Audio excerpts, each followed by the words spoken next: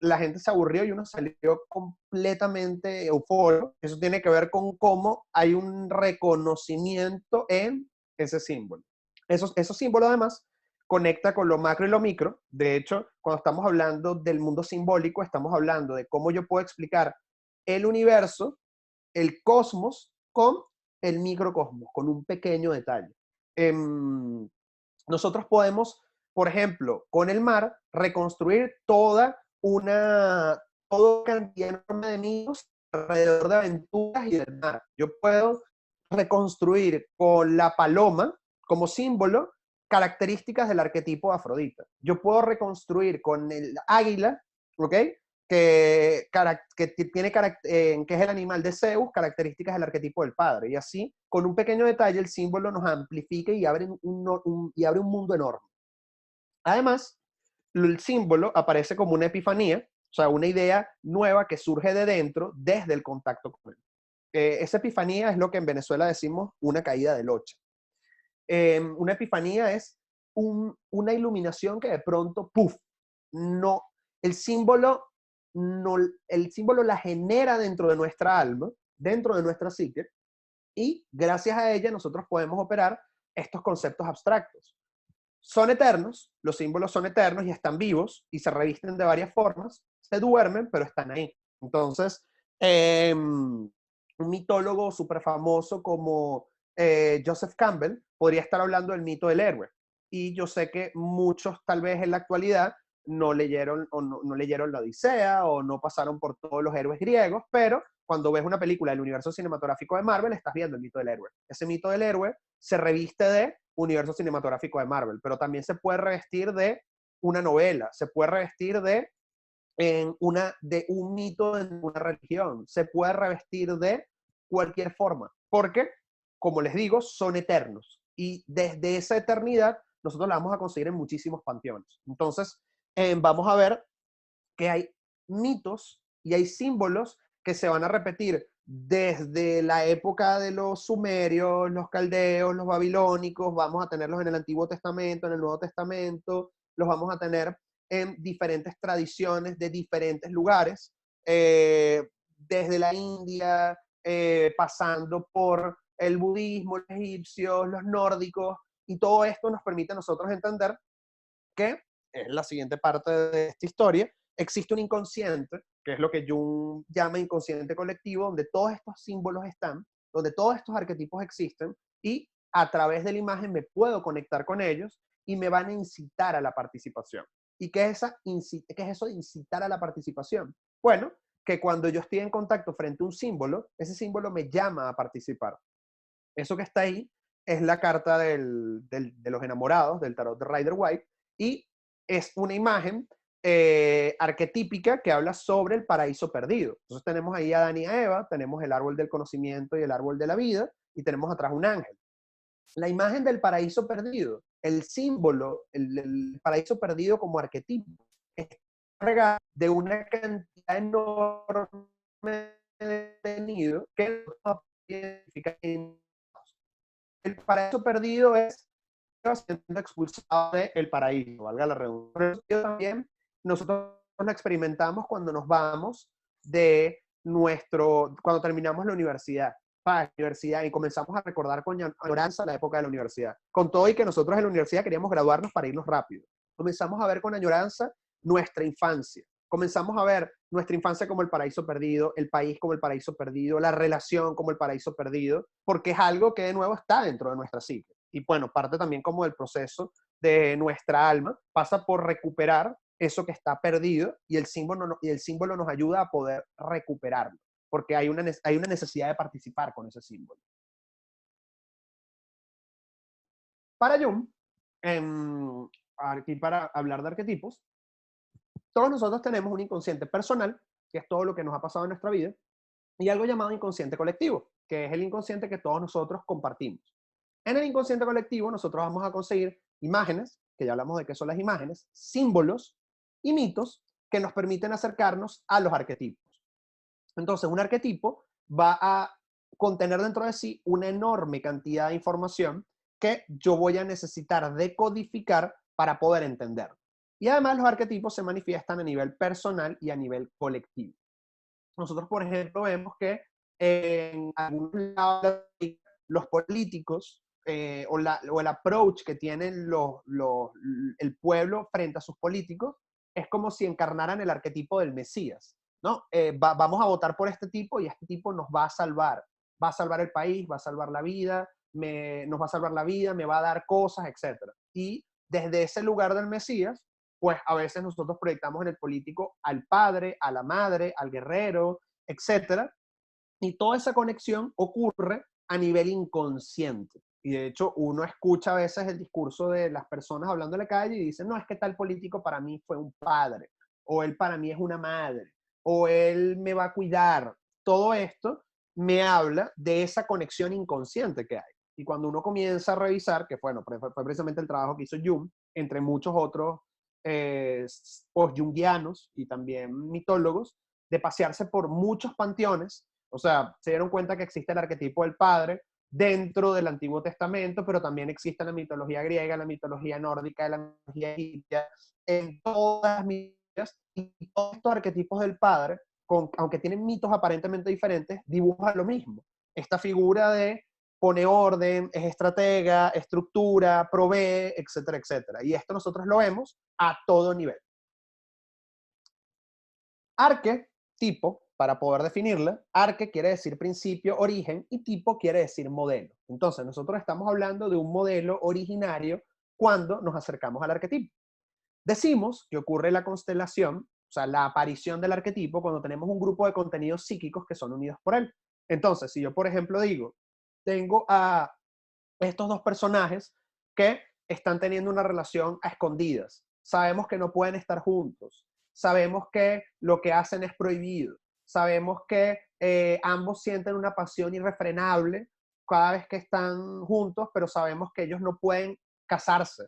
Estamos frente al arquetipo de los amantes. Y el arquetipo de los amantes los tenemos desde In the Mood for Love de Wong Kar-wai hasta Romeo y Julieta de Shakespeare, y echando para muchísimo más atrás podemos tener N cantidad de arquetipos del amante. Yo, por ejemplo, digo, bueno, este tipo está en el campo de batalla y este tipo no tiene miedo a nada, es soberbio, es fuerte, es turbulento, impetuoso, estamos frente al arquetipo del guerrero. Y así hay N cantidad de arquetipos en N cantidad de panteones que me permiten a mí dibujarlos. ¿Qué es lo interesante de todo este asunto? Que los arquetipos no son perfectos. No porque yo, por ejemplo, esté haciendo una película sobre una pareja, yo tengo que tener al arquetipo del esposo y la esposa juntos. Para nada. Yo puedo tener más bien al arquetipo de la cazadora que se casó con el arquetipo del ladrón. Y la dinámica entre ladrón y cazadora no es la misma que entre esposo y esposa, madre e hijo, padre e hijo, y así vamos variando. Pero por supuesto, para yo poder entender el arquetipo, tengo que ejercitar el pensamiento simbólico. Y de nuevo, este pensamiento simbólico me lleva a todo este tema de la abstracción, donde entramos en un terreno que es fácil perdernos en él, pero cuando comenzamos a estudiarlo, se nos abre una puerta enorme a la hora de acercarnos a este lenguaje. Los arquetipos son irrepresentables en sí mismos, pero su efecto aparece en la conciencia como imágenes e ideas arquetipales. Son patrones colectivos universales del inconsciente colectivo y son los contenidos básicos de religiones, mitologías, leyendas y cuentos de hadas, porque emergen en sueños, visiones, delirios y en el colectivo, en el folclore. Entonces, uno va a ver cómo hay imágenes que se van repitiendo. Este es el final de True Detective y esta imagen es como una especie de descenso al Hades, descenso al inframundo. Y el descenso al inframundo nosotros lo tenemos el mito de Core de Perséfone, pero también lo tenemos en el locura del alma, que está bien representado en los textos sagrados. Lo podemos tener en el desierto, teniendo el desierto desde Moisés, también pasando por Jesús. Lo podemos tener en Rey, en episodio 8, intentando saber quién es ella. Lo podemos tener presente con Harry Potter, lo podemos tener presente con Frodo cuando a la voladora, cuando se ponía el anillo. Lo podemos tener presente con Tony Stark perdido y aislado en un planeta después que Thanos chasquea. Esta imagen arquetipal va apareciendo en muchísimos lados. Y cuando nosotros la vemos, aunque no sepamos qué es la noche oscura del alma, la hemos experimentado y esa imagen conecta y resuena profundamente con nosotros. Estoy hablando de mitos, pero esto también ocurre en el folclore y en las visiones. Dense cuenta que la Llorona, ¿okay? Esta imagen de la mujer que mató a sus hijos, la tenemos no solamente en Venezuela, la tenemos en toda Latinoamérica y también en otras culturas existe un equivalente a la Llorona. Y por ahí nos podemos ir a Medea y por ahí atrás podemos irnos a muchos otros contenidos donde tenemos esta imagen de una madre que asesina a sus hijos y está en pena. Lo podemos tener en una cantidad enorme de historias que están ahí latentes y que cuando comenzamos a explorar con ellas e ir jalando el hilito de lo simbólico, nos damos cuenta que están hablando de una gran verdad. ¿Cómo funciona todo esto? Bueno, nuestra dinámica psíquica activa ciertos arquetipos. Entonces, si yo tal vez estoy en el campo de batalla, puedo constelar el arquetipo del guerrero, pero si tal vez yo soy una persona muy recta, muy apolínea, muy de la razón, muy de la conciencia, muy de los facts, pero entro en una dinámica donde tengo que cambiar y tengo que tal vez conectarme con un lado oscuro, con la trampa, con dar la vuelta a las cosas, con la mentira, etcétera, etcétera, pues ese arquetipo va a salir, ¿okay? Que es el arquetipo del ladrón, que vendría siendo Hermes. Hay arquetipos por los que somos tomados constantemente y otros nos son tal vez un poco más ajenos. La realidad es que todos viven dentro de nosotros. Y nosotros, por ejemplo, a veces vemos en las películas que hay arquetipos que vemos como muy común, ¿no? Vemos el arquetipo del guerrero, vemos el arquetipo del ladrón, del razonador, del héroe, etc. Pero tal vez el arquetipo del chivo expiatorio, del artesano, de Hefesto, no lo vemos tan común. Pero eso no quiere decir que no esté. Y a veces cuando aparece ese arquetipo con el que no tenemos tanto contacto, mueve mucho en el colectivo, que fue lo que precisamente sucedió con Joker. Joker fue una película que trabajó el arquetipo de Festo. Festo es el arquetipo del rechazado, de la oveja negra de la familia, el que nadie quiere, en el que la gente proyecta, tanto la sociedad, la familia, etcétera, etcétera, todo lo que le molesta, todo lo que le hace ruido. Y ese mismo Joker, ese mismo arquetipo lo podemos ver en otras películas y por supuesto la conexión con él, a pesar de ser el mismo arquetipo, no va a ser igual porque cada arquetipo va a mover dentro de nosotros en una experiencia cosas diferentes. Un ejemplo que yo siempre doy cuando me toca hablar de esto es explicar un arquetipo y ver las diferentes aterrizadas que tiene, ¿no? Hace poquito yo estaba hablando de Hermes, que Hermes es el arquetipo del ladrón.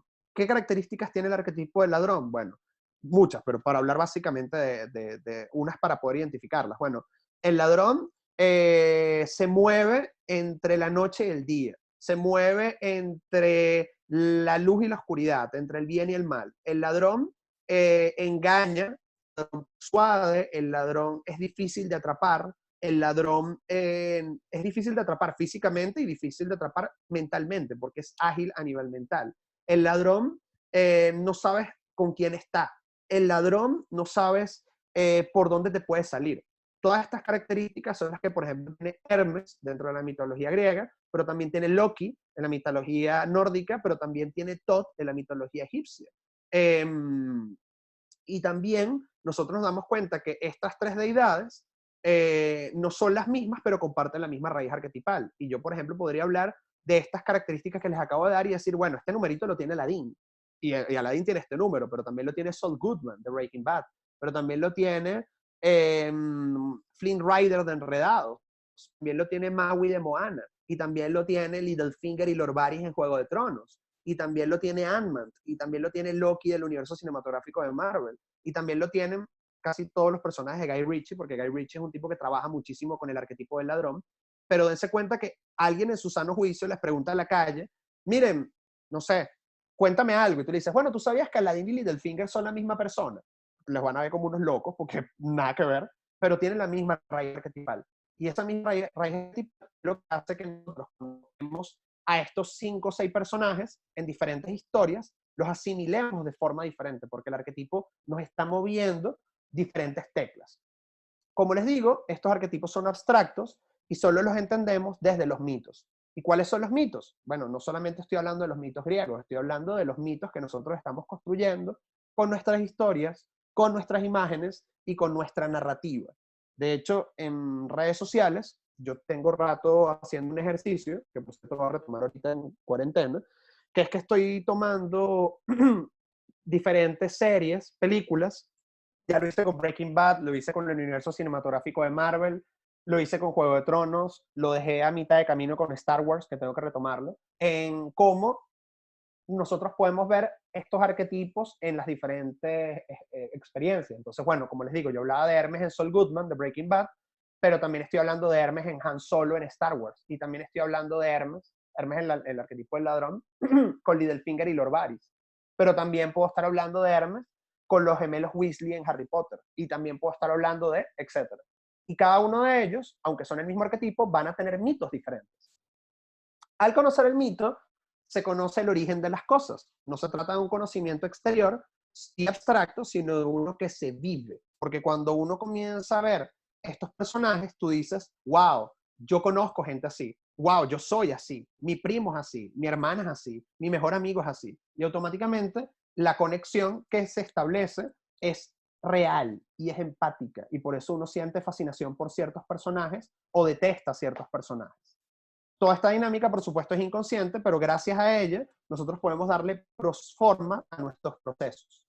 Y los colectivos encarnan estos mitos haciendo algunos arquetipos más conocidos que otros. Entonces, por ejemplo, la sociedad venezolana está muy, pero muy, muy relacionada con el arquetipo del ladrón, con el arquetipo de Hermes. Y tú te das cuenta que la gente habla, ¿no? De, bueno, voy a hacer un trámite.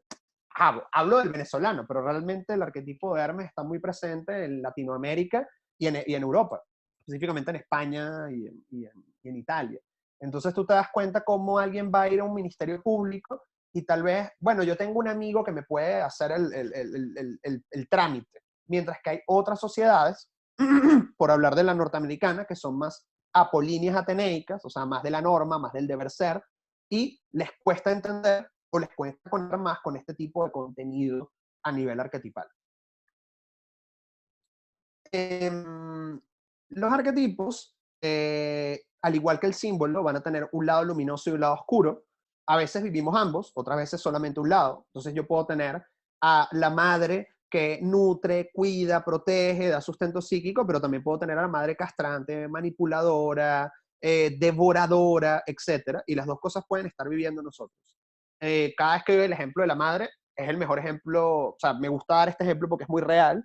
Tú estás, no sé, trabajando y llega tu mamá y te dice, mi amor, ven a comer, te hice la comida, que te hice pizza, que tú amas la pizza. Y tú, ay, qué bella mi mamá. Y acto seguido, como no te has parado a ir a comer, tu mamá dice, bueno, voy a recoger la pizza y te vas a morir de hambre. En ese momento tienes los dos lados, el luminoso y el oscuro. Los dos los estás viviendo, porque nosotros somos así, somos luz y oscuridad. No siempre se expresan todos los contenidos del arquetipo, y hay arquetipos que se llevan mejor que otros chocan y otros se complementan.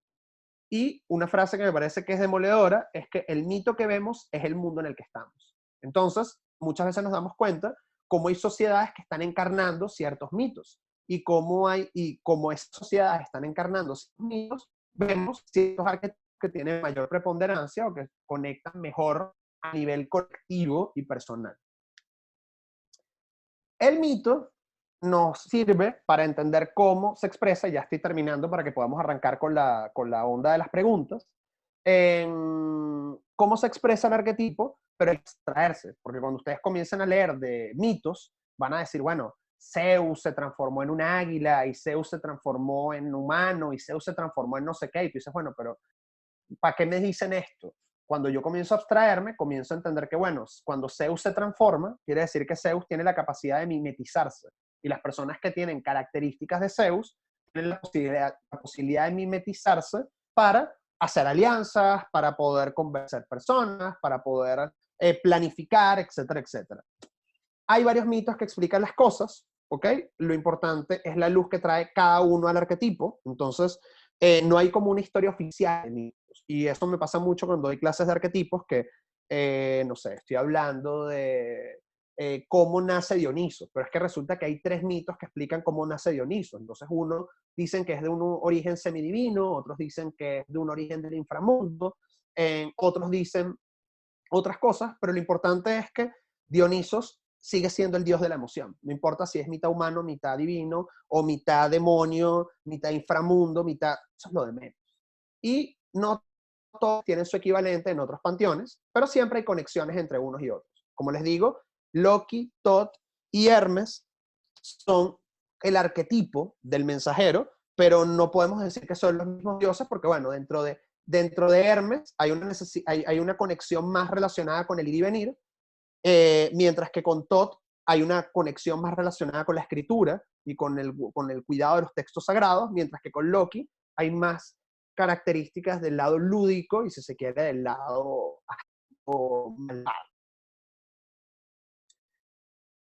Por último, si manejo lenguaje simbólico, mi discurso va a poder amplificarse muchísimo, porque entonces si yo voy a hablar sobre la madre, y yo entiendo que la madre tiene que ver con la nutrición, yo entiendo que la madre tiene que ver con el hogar, yo entiendo que la madre tiene que ver con el cobijo, con el sustento, con la contención, pues yo voy a buscar las imágenes que me remitan a eso.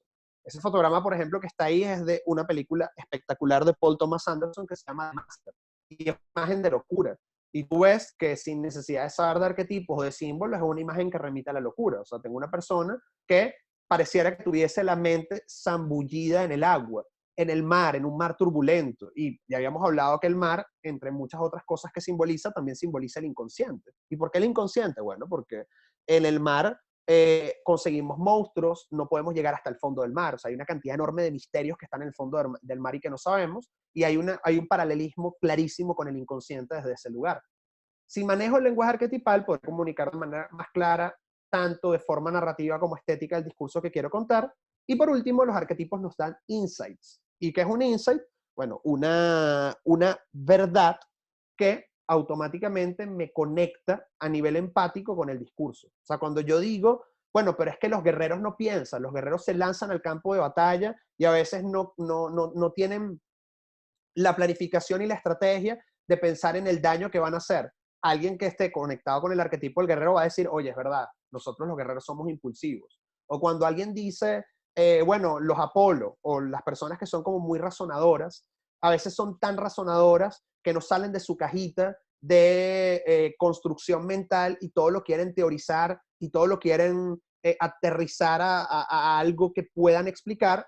Alguien que esté tomado por este arquetipo decir, oye, es verdad, yo a veces soy así como muy teórico y me cuesta abstraerme. Y así nosotros podemos irnos. Pero lo cierto es que hay posibilidad de generar empatía, respuestas emocionales y conectar profundamente con el espectador cuando trabajo con lo arquetipal, y desde ese lugar obtengo insights. Y esos insights son unas herramientas poderosísimas para poder comunicar muchísimo. Y nos damos cuenta que los grandes directores de cine no es que, y los grandes fotógrafos y los grandes artistas, no es que estudiaron psicología arquetipal, no es que tenían que saberse todos los mitos griegos, pero sí tenían un gran conocimiento de lo simbólico y lo utilizaban para poder reforzar sus discursos. Por eso tuvimos a un Stanley Kubrick, tuvimos a un Tarkovsky, tenemos a un Paul Thomas Anderson, tenemos a un Alejandro Jodorowsky, tenemos a un David Lynch, tenemos a un Chan-Hu Park, etc. O sea, eso es lo que también hace que la impronta de los directores sea tan sólida. Y cuando tú ves un fotograma de ellos, una película, tú dices, este tipo sabe lo que está haciendo. O sea, este tipo no está jugando. Porque las imágenes que están creando son poderosas y que van más allá de tal vez una función estética representativa, sino que se ve que están todos los niveles y en todos esos niveles hay un discurso sólido que conecta profundamente conmigo. Y bueno, ese es como el final de la presentación. Adelante, todas las preguntas que quieran hacer. Yo sé que esto es un tema como muy, muy denso, muy abstracto, pero la idea era como darles una pildorita para que se quedaran enganchados y de ahí comenzaran a buscar otras cosas y moverse. Yo igual siempre estoy hablando de esto en mis redes sociales. Estoy haciendo análisis arquetipales, estoy dando cursos, etcétera. Seguro con EFA inventaremos cositas. Pero estoy a la disposición para cualquier duda que tengan, bibliografía, ejemplos, etc. Así que no sé si Arlet quieres abrir el micrófono o leer el chat. Yo voy a quitar esto de aquí para poder abrir el chat, que hay 32 mensajes, no sé si alguien por ahí preguntó. Sí, genial. Si puedes, a ver.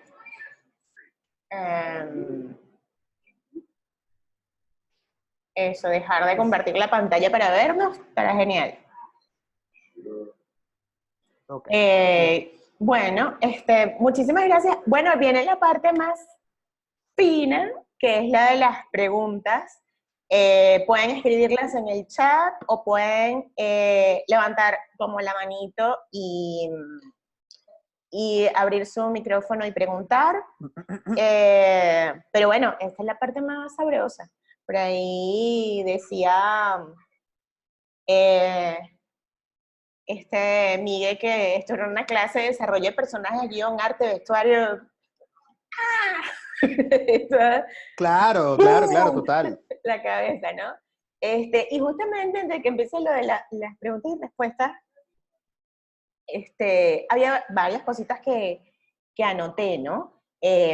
Tú hablabas al principio que hacías la diferencia entre la fotografía fija y en movimiento, ¿no? Ujú. Y cómo se consume y todo lo demás.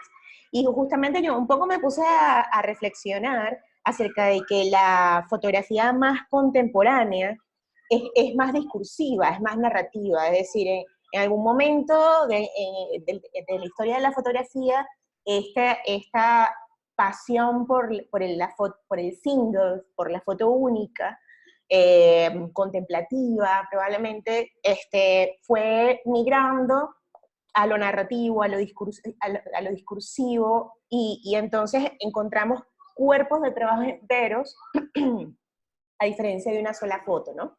También hay fotos solas que cuestan $5 millones, pero eso es otro tema. El asunto es que me llama la atención esa tendencia, digamos, a moverse hacia lo discursivo y lo narrativo para procurar, digamos, mover la atención del espectador hacia otro lugar, ¿no?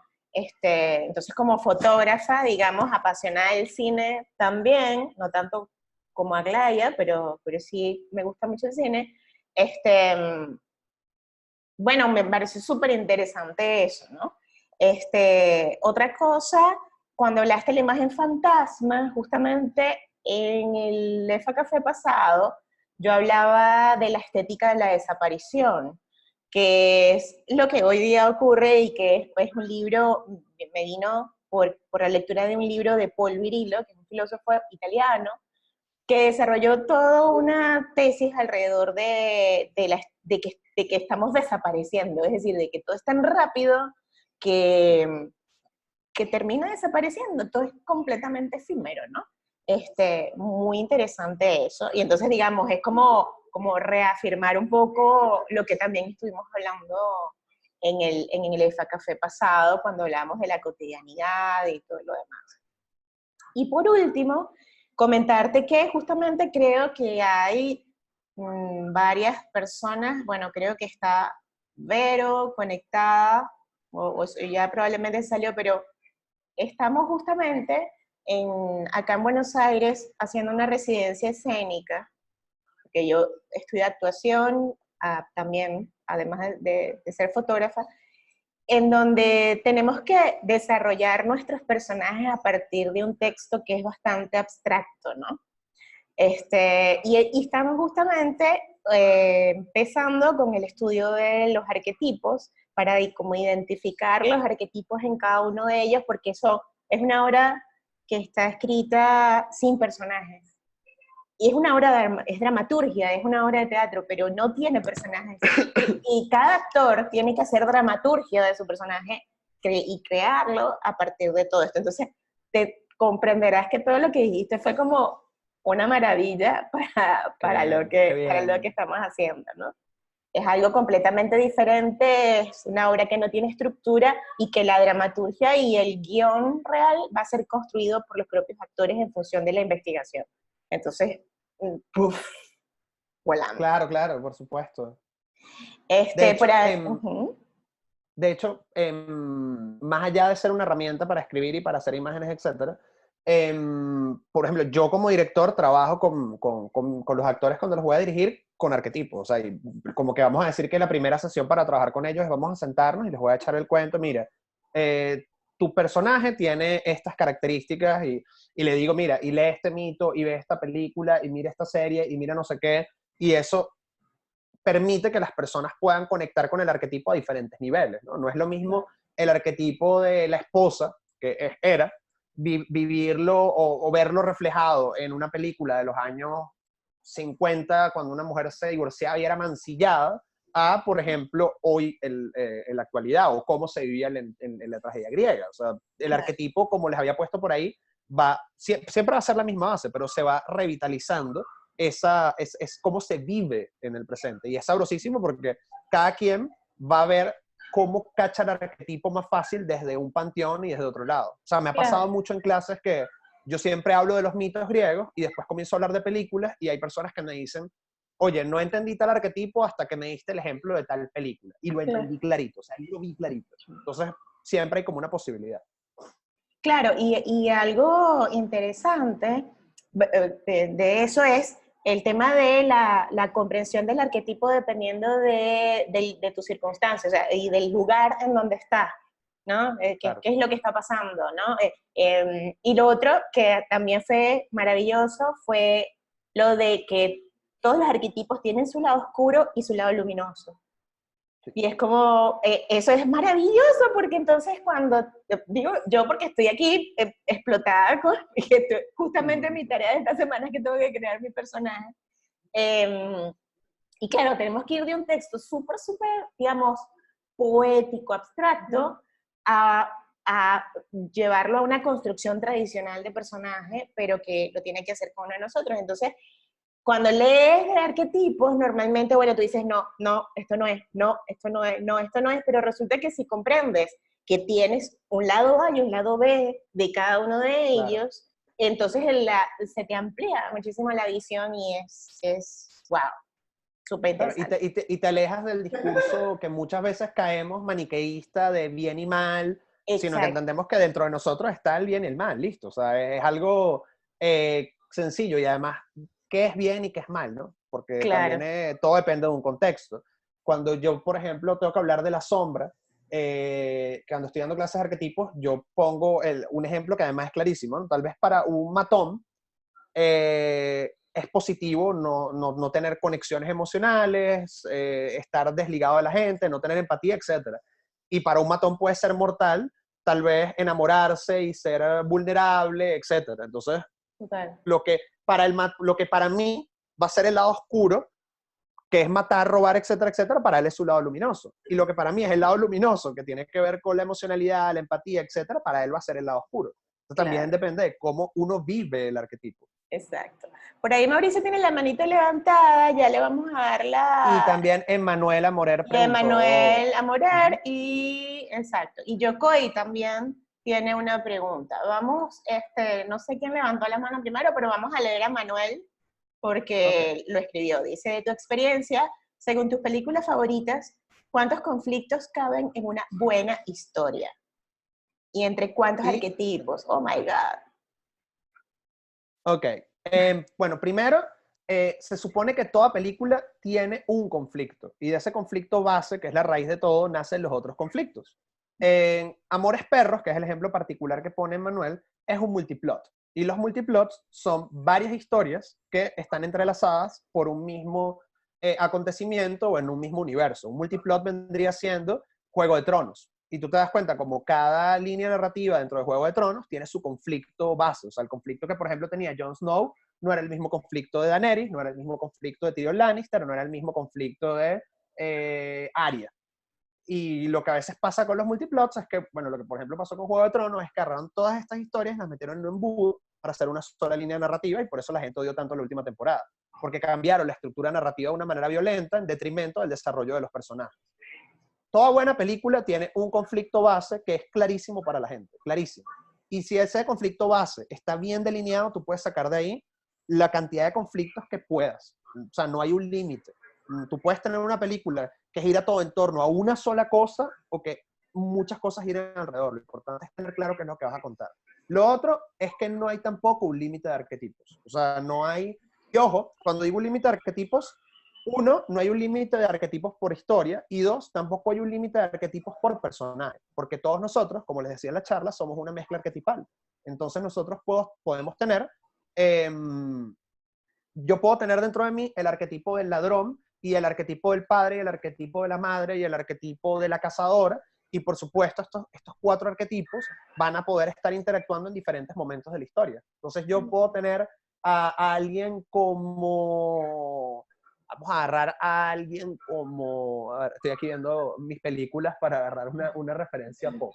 Podemos tener a alguien como V en vez de Vendetta, ¿no? Entonces yo puedo tener al personaje de V que quiere vengarse de un gobierno, ¿ok? Y es como una especie de Festo, es rechazado, tiene problemas para conectar con el lado femenino, además es como súper direccionado a lo que él desea y es súper talentoso, pero cuando está con Natalie Portman, consteliza este arquetipo del amor prohibido, donde él, bueno, no puede expresar lo que siente, etc. Y para Natalie Portman, ella vive, Ivy, así se llama su personaje, ella vive toda la dinámica con este Festo como si fuese un Hades que la rapta, la lleva al inframundo y la transforma profundamente. Entonces tú puedes ver cómo en una historia están apareciendo 4, 5, 6 arquetipos dentro de cada dinámica psíquica de cada personaje. Eso, por ejemplo, en los análisis que yo suelo hacer en mi Instagram, lo explico. O sea, yo, por ejemplo, voy a hablar de Breaking Bad y yo puedo hablar de Breaking Bad desde las características psicopáticas titánicas que tiene Walter White, pero también puedo hablar de la relación padre e hijo que tiene con Jesse. Y, o sea, y las dos cosas están interactuando constantemente en la película. Lo importante es que uno sepa claro, tenga claro qué es lo que está pasando ahí. Otra buena película con más conflictos, hay muchos multiplots que están muy bien escritos. Por hablar del mismo Arriaga, que fue el que la escribió, Guillermo Arriaga escribió 21 gramos, que es una película que a mí me encanta. Babel también es una buena película. En la misma onda de los multiplots, hay una peli que en su momento, cuando salió, no le fue muy bien, pero a mí me encanta. Siento que fue una película muy volada para la época, incomprendida, que es Cloud Atlas, el Atlas de las nubes. Y ahí vas a ver N cantidad de arquetipos y N cantidad de conflictos en N cantidad de registros diferentes. Por ahí pregunta Rodrigo, ¿cómo no caer en los clichés y cosas comunes dentro de los arquetipos? Ajá, esto está bueno. Cuando nosotros estamos hablando de lo arquetipal, nosotros tenemos la posibilidad de manejarlo en N cantidad de capas dentro de N cantidad de conflictos dentro de la vida de un personaje.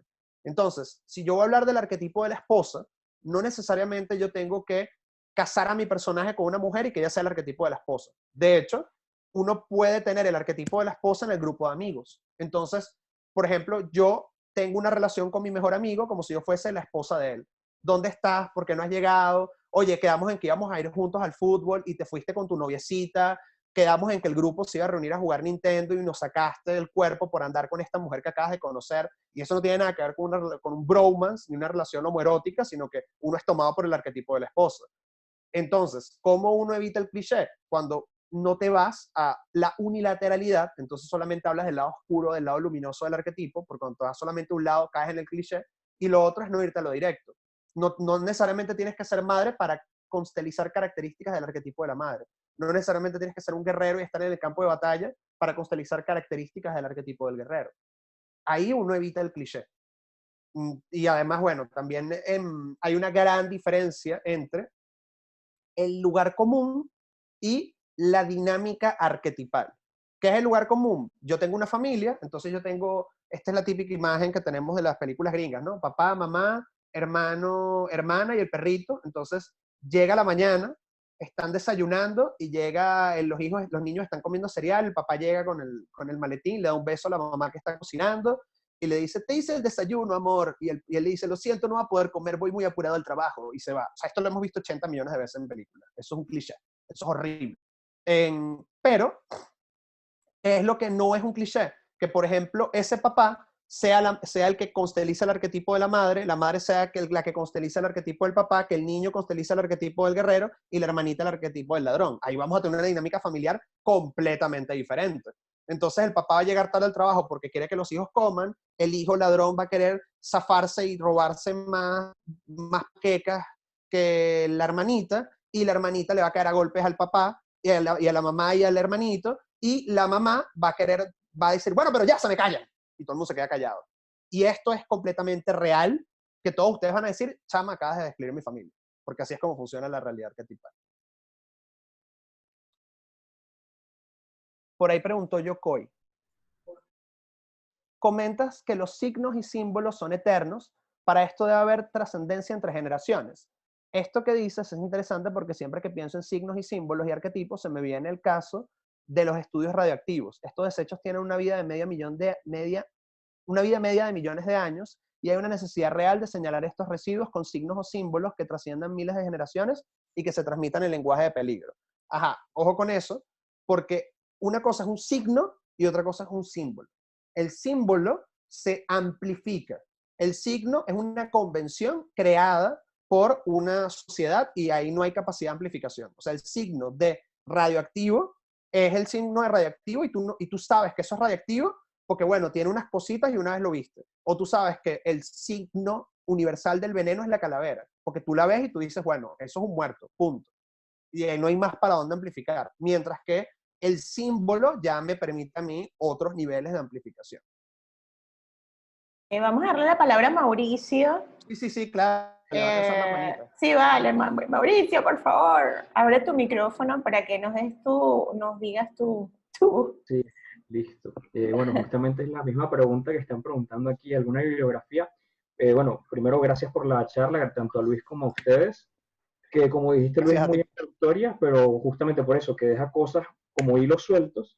El libro de la estética ya lo tenía muy presente, tanto el de la belleza como el de la fealdad de Humberto Eco, pero quería preguntar si en cuanto a la imagen simbólica, ¿tienes algún libro? Porque yo me he encontrado con muchos libros de símbolos, pero son diccionarios, y entonces es excelente, pero falta como un hilo narrativo. Y entonces, si seas algún libro de símbolos, pero que sea más narrativo y si tiene que ver con la imagen visual y sobre todo con el cine, te lo agradecería. Ok. Hay muchos libros. Para mí, el libro más sencillo de recomendar y que te va a meter en este mundo de la mano es El hombre y sus símbolos, de Jung. Carl Gustav Jung, que además no lo escribe Jung con otros autores. En El hombre y sus símbolos, él se acerca a todo este discurso de, bueno, cómo hay símbolos que se van repitiendo en diferentes sociedades, culturas, y de alguna manera cómo van traspasándose de un lugar a otro. Hay muchos teóricos que hablan sobre los símbolos y los arquetipos, o sea, pasando por Campbell, Mircea Eliade, Karl-Kerenji, que también son mitólogos. Cuando alguien también me pregunta, mira, quiero aprender de arquetipos así for dummies, ¿qué puedo leer? Bueno, lo primero que yo recomiendo son dos libros que además consigues en PDF. El hombre y sus símbolos se consigue en PDF por ahí fácil. De seguro ahorita Laya va a decir que lo tiene en su canal de Telegram y que lo va a subir porque la conozco. Y también hay dos... Ahí está. Ya lo dijo muteado, pero lo dijo. Muteada. Yo le hice una carpeta a Luis. Ay, qué bella. Sí, bueno, él la tenía hace tiempo, que se llama Simbolismo y Arquetipo. Si vas a mi canal Telegram, lo vas a encontrar todo, incluyendo Circe, de Madeleine Miller, que es una recreación arquetipal, pero moderna, que les va a encantar. O sea, es la historia de Circe, pero contada por Circe. Una cosa que pocas veces se hace. Sí, una belleza. Entonces, lo tienen allí, lo tienen en EPUB, lo tienen en móvil, y si alguien tiene problemas para cambiarlo de formato, avisen que yo se los hago, ¿ok? Y también por ahí, para hablar de arquetipos, hay dos libros que son como un tiro al piso, que a mí me gustan mucho, o sea, cuando yo doy clases los recomiendo como para entrarle al tema y no volverte loco, que son Los dioses de cada hombre y las diosas de cada mujer, de Jean Shinoda Bolem, que ella es una arquetipalista. Por supuesto, también les recomiendo Apuntadas, de Magali Villalobos, que es mi mentora. De hecho, muchas de las citas que leyeron por ahí en las láminas son precisamente de Magali. Hay también muchos otros autores que se acercan a todo el tema arquetipal desde retomar los mitos y contarlos. Por ejemplo, Neil Gaiman tiene un libro que se llama Los mitos nórdicos, donde te echa el cuento así, novelado, muy sabroso de todos los mitos. Ahorita estoy leyendo, de hecho, Los mitos de Stephen Fry, que está espectacular. Robert Graves 2 diccionarios de mitología griega que son como súper importantes y por ahí también puedes irte haciendo una idea de este tema. Karkerendi tiene con Jung un libro que se llama Introducción a la psicología arquetipal, a la mitología arquetipal, perdón, y también ahí ese es un tiro al piso para ir acercándose. Esto es un tema que es denso y más allá de que es denso, hay que leer a muchos autores porque pasa que hay gente que se contradice, hay personas que toman, si se quiere, una vía más metafísica o filosófica, otros más psicológica, pero yo creo que al final de cuentas estamos hablando de lo mismo. No importa por dónde por dónde lo quieras agarrar, lo importante es tener la capacidad de acercarte e ir más o menos familiarizándote con el lenguaje. Bien, buenísima el tema de la bibliografía y lo que podemos hacer, que justamente lo acabo de poner, es que si haces una listita y me la pasas, lo colgamos la listita en nuestro canal de Telegram, que es EFA Contigo. Se pueden unir al canal de Telegram, que ahí también estamos compartiendo una biblioteca interesante de contenido. No es un canal para hablar, es un canal para descargar cosas. Sí. Y Profe, bueno, le iba a comentar antes de ir, ¿no? Este libro, ay, quedó congelada. Este libro, bueno, quedó ahí para la foto. sí, póngalo aquí. Este libro están todos los arquetipos que se basan en el Santo Grial, que es básicamente un recorrido por todas las cosas sagradas que nosotros consideramos exclusivamente cristianas o judías, pero en realidad proceden de cosas más antiguas, ¿no? Entonces, este libro yo siempre se lo recomiendo, porque además es como que el ABC, ¿no? Y tiene sus cositas. Muy bien. Disculpen por no mostrarlo de forma más, pero es que tengo ahorita como problemas motrices. No te Pero yo, Emanuel, se llama Sunget Dushan, el autor, se llama, así te lo pongo para que lo veas. No lo puedo escribir, así, ya. ¿Se ve ahí? Ahí está. Bueno, igual, lo pasamos por la listita de libros por Telegram. Exacto, bueno, por Telegram. Hacemos una listita, se los pasamos. Y yo les subo todo. Exactamente. Y así pues también les queda por escrito que digamos es más fácil para ustedes. Recuerden una cosa, disculpe que le interrumpa, profe, todo el canal Telegram está construido para que todo lo que se habla en la charla lo vayas a encontrar ahí. Entonces, toda la información de que Luis comentó, los libros, todos los demás, incluso las películas, va a estar allí, bueno, no tan rápido como yo quisiera, pero sí, probablemente hasta el final de la semana va a estar, ¿ok? Sí, el canal de Aglaya es la gran biblioteca en Telegram.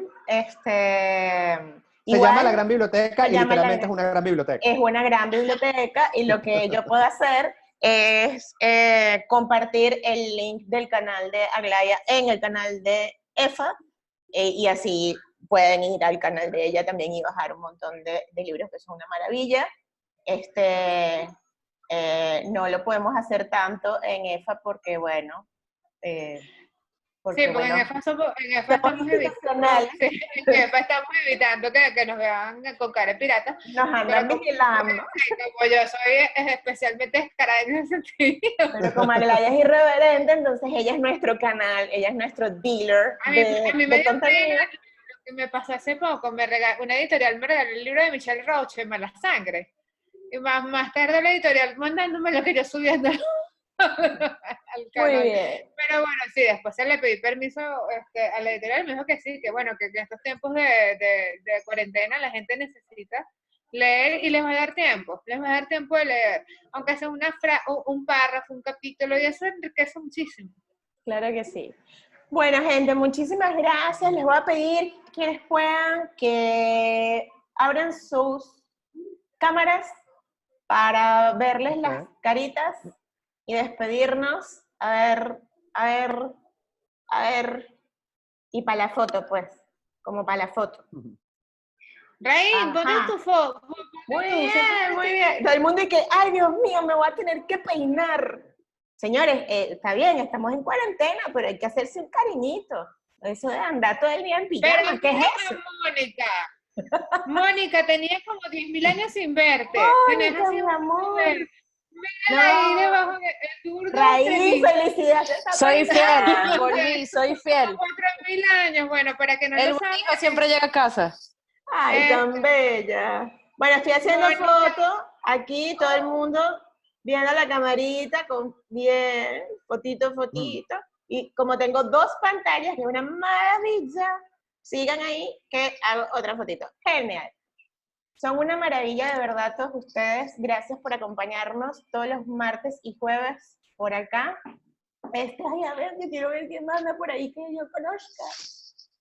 Ay, Mónica, tenía como 150 millones de años que no te veía. Y yo tengo como 150 kilos más. Pero con esto gusta con esa muchacha. Bueno, por favor, se lo quitaste a Felicidad. Felicidad, tengo 150 millones de kilos Pero más. mira qué bella.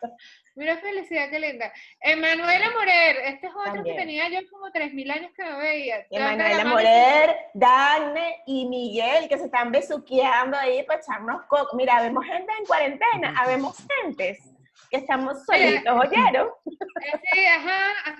Esta gente deberíamos bloquearla. No sí. nos pasa. Debería bloqueado totalmente, ¿no? Bloqueado. ¡Acá no vuelven! Sí.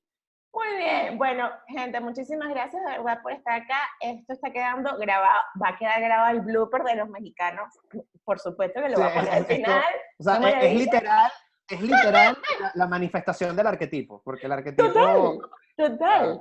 Y más cultura pop que nos hayan intentado hackear, esto no hay. O sea, Luis de verdad atrae todo lo mejor. Gracias. Entrar en las Ménades, que fue como entrar en las Ménades. Completamente, entraron las Ménades con el cortejo de Dioniso y llegaron los sátiros y llegó Pan y todo el mundo. Juraba que Luis lo tenía eso, y dije, no puede ser tanta casualidad que está hablando de Pan y adentro este desastre. Es más, cuando en una de las ventanas pusieron una persona desnuda con todos sus atributos muy evidentes. Sí. Fue muy cómico. Bueno, eso va a quedar también grabado, entonces como quedaron en 2 partes, vamos a editar el video, lo subimos en YouTube y entonces por nuestro Instagram van a tener también ese link, eventualmente vamos a hacer una listita donde van a tener todos los EFA Café. Y bueno, espero que sigan conectados. El jueves vamos a tener charla con Ariana Arteaga y Gabo Cárdenas, que nos van a hablar de cómo voltearon la mirada hacia su casa, que es una maravilla, siendo fotógrafos de viaje y siempre viendo para afuera, cómo fue que voltearon la mirada para adentro, obviamente gracias a su hijo Río, pero es bien interesante el proceso, y bueno, espero verlos el jueves, los quiero mucho a todos, rieguen la voz, no cuenten que nos hackearon, bueno, mentira, lo vamos a contar nosotros, pero es divertido. Y bueno, muchísimas gracias de verdad. Gracias Luis de nuevo. Gracias a Glaria por ayudar en esta organización. Y bueno, lindo verlos todos los martes y jueves, de verdad. Todo. Y deja la cosa con que estás gorda, Mónica. Estoy mirando aunque no te vea.